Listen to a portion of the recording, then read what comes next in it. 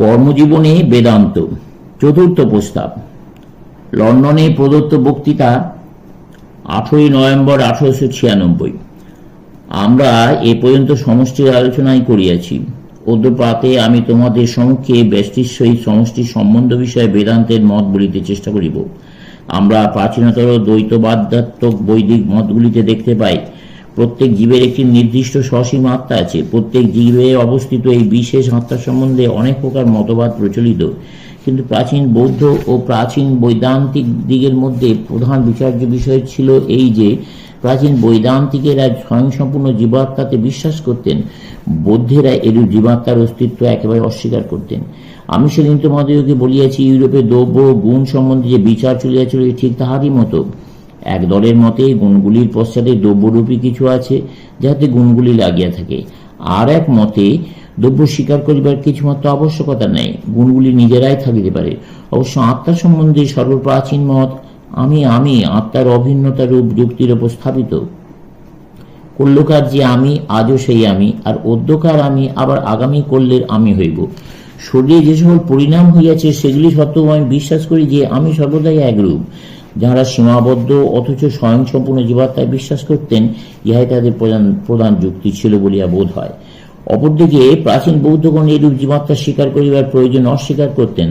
তারা এই যুক্তি দেখাইতেন যে আমরা কেবল এই পরিণামগুলি জানি এবং এই পরিণামগুলি ব্যতীত আর কিছু জানা আমাদের পক্ষে সম্ভব নয়।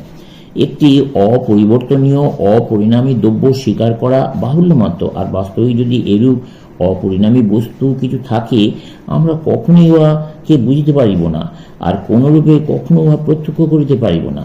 বর্তমান কালেও ইউরোপে ধর্মবাদী ও বিজ্ঞানবাদী এবং আধুনিক প্রত্যক্ষবাদী এবং অজ্ঞেয়বাদীর ভেতর সেইরূপ বিচার চলিতেছে।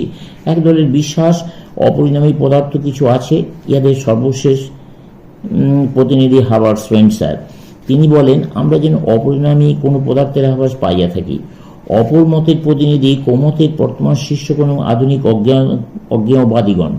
কয়েক বছর পূর্বে মিস্টার ফ্রেডরিক হ্যারিসন ও মিস্টার হার্বার্ট স্পেন্সারের মধ্যে যে তর্ক হইয়াছিল, তোমাদের মধ্যে যাহারা উহা আগ্রহের সহিত আলোচনা করিয়াছিলে, তাহারা দেখিয়া থাকিবে ইহাতেও সেই পুরাতন সমস্যা বিদ্যমান। একদল পরিণামী বস্তুসমূহের পশ্চাতে কোনো অপরিণামী সত্তার অস্তিত্ব স্বীকার করিতেছেন, অপর দল এরূপ অনুমান করিবার আবশ্যকতা অস্বীকার করিতেছেন। একদল বলিতেছেন আমরা অপরিণামী সত্তার ধারণা ব্যতীত পরিণাম ভাবিতেই পারি না, অপর দল যুক্তি দেখেন এরূপ স্বীকার করার কোনো প্রয়োজন নেই, আমরা কেবল পরিণামী পদার্থের ধারণা করিতে পারি, অপরিণামী সত্তাকে আমরা জানিতে, অনুভব করিতে বা প্রত্যক্ষ করিতে পারি না।